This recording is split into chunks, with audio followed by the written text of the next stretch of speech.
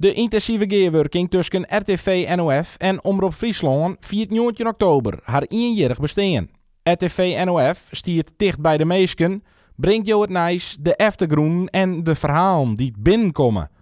In deze compilatie nemen we jou kwart mei terug het Aronier. Je gaat goud onhuis verdienen, de banken, maar net aan. Dit accepteren de wordt maar net. Meesken eten dit hier volle jedder en betierder een oliebal. Ik bedoel, die droge winkelstraat daar is zo dit. Dit. Meesken die zeggen, nou ja, corona stelt niks voor. Ja, dat is praat van net natuurlijk. De hele economie gaat naar de bliksem. Zodra ik gewoon de beurt ben, dan spuit erin. Ja? Ja. Daar heb ik geen twijfel meer over. Nee, absoluut niet. Die gaan echt de hele dag terug, dus uitsliepen is er net meer bij. Het werk wat ik nou doe, dan moet ik foutjes uit de teksten halen. En dat lukt me gewoon niet meer. Precies 2 weken alleen ben ik hier door de kap, hier maar de fiets.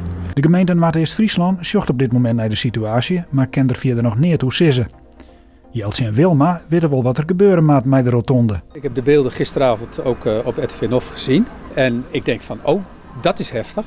Want als je zo onderuit gaat, en met name met de fiets, dan komt dat wel hard aan. En het is ook hard aangekomen, heb ik gezien. Je wordt een nieuwe deklaag omgebracht in reed asfalt.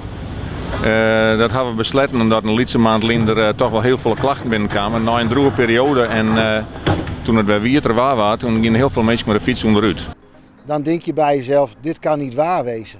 En dan krijg je een raar gevoel. En ik zit 27 jaar in het vak en dit heb ik nog nooit meegemaakt. De verkeerprocedure rondom het Kalmer gemeentehuis maakt hielendal op een nij. Zo had de rechter Waasje bepaald.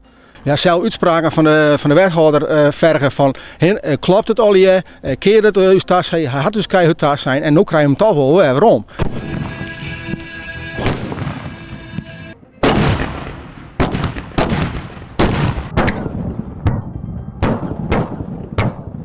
Zo'n 40 coronabesmettingen bij het Zuiderhuis in Rusterveen. Maar het meest trieste is het voor onze cliënten, voor familie die nu niet over de vloer kan komen. Maar ook voor onze medewerkers die enorm hard moeten werken. Hij zit erin, de eerste coronaprik in sporthal De Trimmer in Dokkum. Ergens werken staan toch, ergens naar daar. Hè? Dat je mij zien er even bij stilstaan. Een soort van bezinning. Dus een ontlading zoek ik het niet meer wel. Toen je een beetje rond 12 uur is de brandwacht in grote getalen oproepen om een brand hier achter mij in het dak van der Walhout in Noordburgum te blussen. Nee, omstandigheden wordt het goed. En ups en downs. Ja.